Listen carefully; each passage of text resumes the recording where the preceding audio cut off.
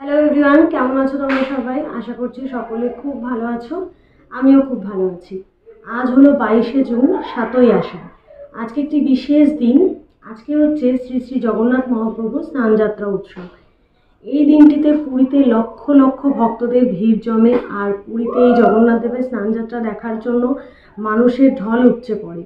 তো এই বছর আমি তোমাদের পুরীতে তো নিয়ে যেতে পারবো না জগন্নাথ দেবের স্নানযাত্রা দেখানোর জন্য, কিন্তু আমাদের এখানে ইস্কন মন্দির দ্বারা খুব সুন্দরভাবে একটি অনুষ্ঠান অনুষ্ঠিত হয় জগন্নাথ দেবের স্নানযাত্রা উপলক্ষে।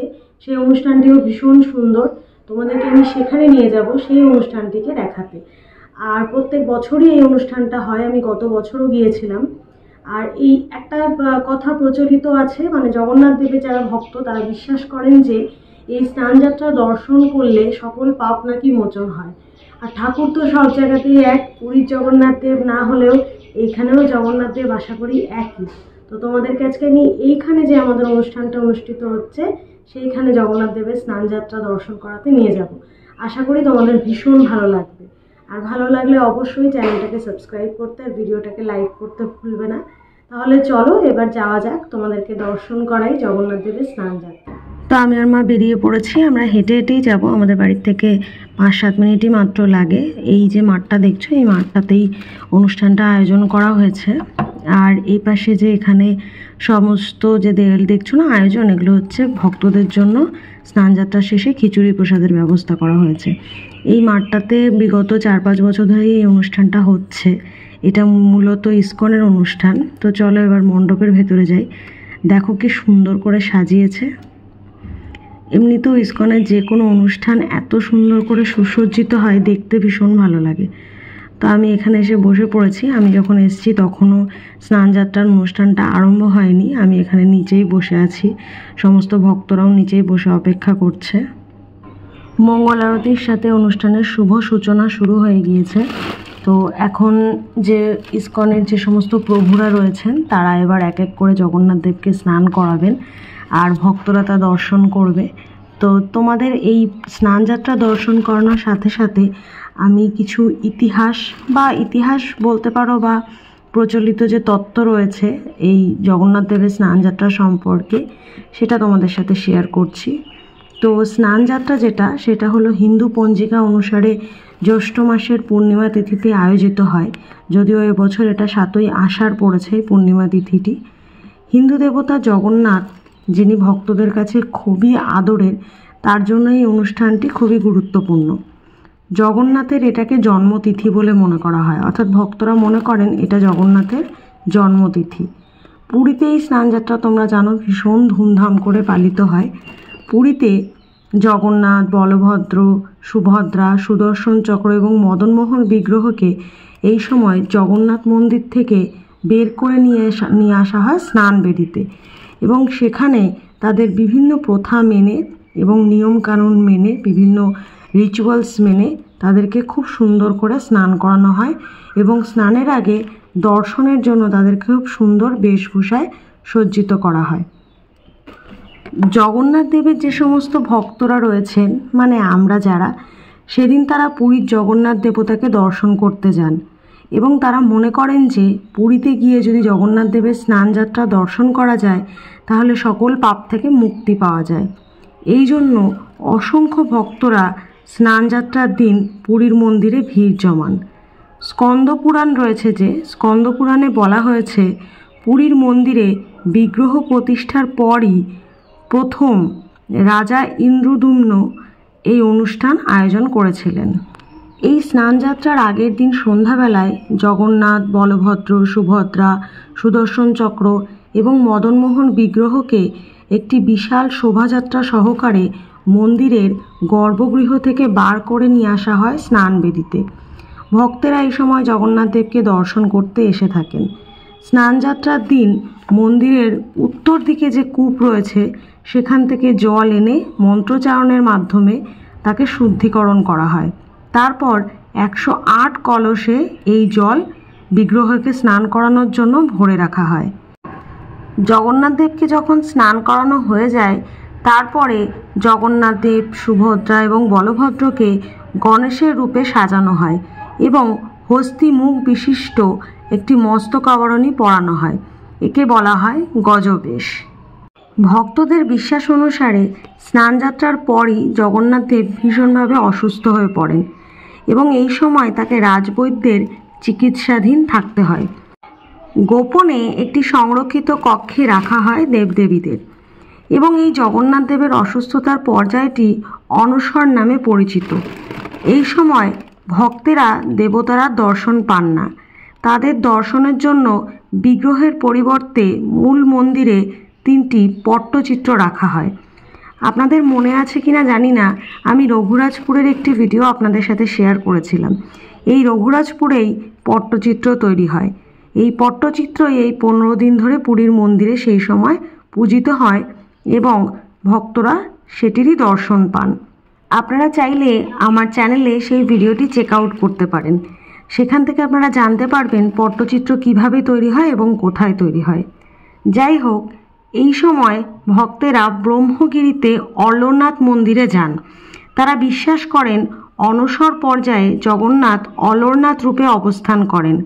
কথিত আছে রাজবৈদ্যের আয়ুর্বেদিক পাচন, যেটি কিনা একটি ওষুধ, সেটি খেয়ে এক পক্ষকালের পর সুস্থ হয়ে ওঠেন জগন্নাথ দেব, বলভদ্র এবং সুভদ্রা। তারপর ভক্তরা আবার প্রথাগত নিয়ম অনুসারে তাদের দর্শন পান। সুস্থ হয়ে ওঠে জগন্নাথ, বলরাম ও সুভদ্রা রাজবেশে সজ্জিত হয়ে রথযাত্রায় করে চলে যান মাসির বাড়ি এবং সেই সময় পুরীর বিখ্যাত রথযাত্রা অনুষ্ঠানটি অনুষ্ঠিত হয়, যেটি কিনা আজকে থেকে ঠিক 15 দিন পরে অনুষ্ঠিত হবে। মানুষের বিশ্বাস, ধর্মের প্রতি আস্থা এবং জগন্নাথ দেবের প্রতি ভালোবাসা, এইভাবেই চলে আসছে বহু বছর ধরে এই প্রথা। আজও আমরা জগন্নাথের ভক্ত যারা, তারা মনে করি সত্যিই জগন্নাথ দেবের জ্বর আসে, সত্যিই তিনি অসুস্থ হন এবং সত্যিই তিনি আবার ওষুধ খেয়ে সুস্থ হয়ে ওঠেন। কি অদ্ভুত না! মানুষের জ্বর আসে আমরা শুনেছিলাম, ভগবানেরও যে জ্বর আসতে পারে সেটাও একটা অদ্ভুত ব্যাপার এবং সেটাও নিশ্চিতভাবে ভগবানেরই অলৌকিক একটি ঘটনা। কথিত আছে, স্কন্দপুরাণে উল্লেখ করা হয়েছে, স্বয়ং শ্রী জগন্নাথ ইন্দ্রদুম্ন মহারাজকে বলেছিলেন, আমার আবির্ভাব দিবস জ্যৈষ্ঠ পূর্ণিমাতে আমাকে বাইরে মণ্ডপের ওপর নিয়ে গিয়ে ভক্তিভাবে আদর যত্নে মহাস্নান করাবে। সেই আদেশ পালনের পরম্পরা এখনও প্রচলিত রয়েছে। জনশ্রুতি আছে, আগে এই উৎসবটির জন্য ভারতের বিভিন্ন তীর্থস্থান থেকে পবিত্র জল আনা হতো। বৈষ্ণব মতে ঠাকুরের যাত্রার আগে তার রাস্তা পরিষ্কার করার জন্য ঝাড়ু দেওয়া হয়। মহাপ্রভু জগন্নাথের প্রথম সেবক হিসেবে পুরীর মহারাজ ঠাকুরের জন্য রাস্তা পরিষ্কার করা হয়। এই একই প্রথা আমরা দেখতে পাই রথযাত্রা এবং উল্টো রথযাত্রার সময়ও। মহাপ্রভু আশ্বিন হওয়ার পর চতুর্থামূর্তি স্নান করেন। স্নানযাত্রার ঠিক শেষ পর্বেই আসে সেই বিশেষ ক্ষণ, যখন গজানন বেশে ভক্তদের দর্শন দেন ভক্তের ভগবান। কেন তার এই বেশ ধারণ? এটাও তো একটি প্রশ্ন। আসলে এখানেই আমরা গীতাকে স্মরণ করতে পারি। ভগবান তো তার ভক্ত, যেভাবে তাকে ভজনা করেছেন সেভাবেই অনুগ্রহ করবেন, আশীর্বাদ করবেন। ভক্তের মনোবাঞ্ছা পূর্ণ করেন বলেই তো তিনি ভক্ত বাঞ্ছা কল্পতরু। এক ভক্তের বাসনা পূরণ করতেই তাই প্রভু জগন্নাথের এহেন লীলার প্রকাশ। দক্ষিণ ভারতে গণপতি ভট্ট নামে সিদ্ধিদাতা গণেশের এক পরম ভক্ত ছিলেন। তিনি শুনেছিলেন শ্রীধাম পুরীতেই আছেন তার ইষ্ট দেবতা। আরাধ্যকে দর্শন করার জন্য তিনি একদিন পৌঁছে গেলেন পুরীর মন্দিরে। গর্ভগৃহে প্রবেশ করে ভক্তপ্রবর রত্ন সিংহাসনে শ্রী জগন্নাথ দেবকে চাক্ষুষ করলেন, কিন্তু সিদ্ধিদাতা গণেশকে দেখতে না পেয়ে দুঃখপূর্ণ হৃদয়ে অনেক অভিমান নিয়ে তিনি পুরী ত্যাগ করলেন। ভক্তের মনের কথা সে কি ভগবানের অগোচরে আর থাকে? ফেরার পথে মাঝ রাস্তায় স্বপ্নে তাই পেলেন গণপতিকে। আবার তিনি ফিরে এলেন শ্রীক্ষেত্রে। এবারই হলো তার দর্শন, পূর্ণ হলো আজীবনের স্বাদ। জ্যৈষ্ঠ পূর্ণিমার দিন স্নান মণ্ডপে শ্রী জগন্নাথ আর বলরামকে অপূর্ব শোভামণ্ডিত কালোয়ার সাদা বেশে নিজের ইষ্টদেব সিদ্ধিদাতাকে দেখে তিনি মুগ্ধ হয়ে গেলেন। মহাপ্রভু তাকে গণপতি রূপে দর্শন দিলেন। ঐতিহাসিক কিছু তথ্য অনুসারে এই গজানন বেশ আরম্ভ হয়েছিল মারাঠা শাসনের সময় থেকে। মারাঠাদের আরাধ্য দেবতাও ছিলেন সিদ্ধিবিনায়ক গণেশ। তাই হয়তো তিনি বছরে একবার এই বিশেষ রূপ ধারণ করেন। শ্রী জগন্নাথ দেব যে শুধু গণপতির ভক্তদেরই মনোবাসনা পূর্ণ করেন তাই নয়, এই বিশ্বাস বারবার প্রমাণ করেছে যে ভক্ত যে রূপে জগন্নাথ দেবকে দেখতে চেয়েছেন সেই রূপেই তাকে দর্শন দিয়েছেন নিভৃত প্রাণের দেবতা। রামানুজ তুলসীদাসকে শ্রীরাম, শ্রী চৈতন্যকে শ্রীকৃষ্ণ, তোতাপুরীকে দক্ষিণা কালী রূপে যেমন দর্শন দিয়েছিলেন, সেভাবেই গণপতি ভট্টের মানসলোকে ধরা দিয়েছিলেন সিদ্ধিদাতা গণেশ রূপে। ভক্তকুলকে দর্শন দিয়ে স্নানান্তে অসুস্থ হওয়ার মতন আরও এক অলৌকিক সত্যকে গ্রহণ করে জগন্নাথ মহাপ্রভু 14 দিনের জন্য লোকচক্ষুর আড়ালে নিভৃত বাস যাপন করেন। এরপর জগতের নাথ নামকে সার্থক করতে মহাপ্রভু নেমে আসেন রাস্তায়। রথে বসে জনতা জনার্দনের সঙ্গে একাকার হয়ে যান। সে এক আনন্দময় মিলনক্ষেত্র। ভক্তরা সেই সময় উৎফুল্ল হয়ে ওঠে। পুরীর রথযাত্রার আনন্দ আমরা সকলেই জানি, পুরীর রথযাত্রার মাহাত্ম্য সেও আমরা সকলেই জানি। অবশেষে আমি এইটুকুই বলবো যে জগন্নাথ দেব যেখানেই থাকুন, সে পুরীতে থাকুন, আপনার বাড়িতে থাকুন বা অন্য কোনো মন্দিরে প্রতিষ্ঠিত থাকুন, যেইখানেই থাকুন না কেন সেইখানেই তার স্নানযাত্রা দর্শন করুন, তাতে আপনাদের ভক্তির আবির্ভাবই হবে। আর আমি মনে করি ভগবান সব জায়গাতে একইভাবে বিরাজমান।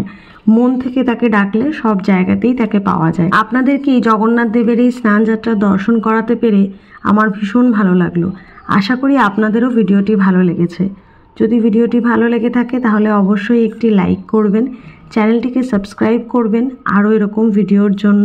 সকলে খুব ভালো থাকবেন, সুস্থ থাকবেন, আনন্দে থাকবেন, ঘুরতে থাকবেন এবং আজকের জন্য এই অবধি। জয় জগন্নাথ।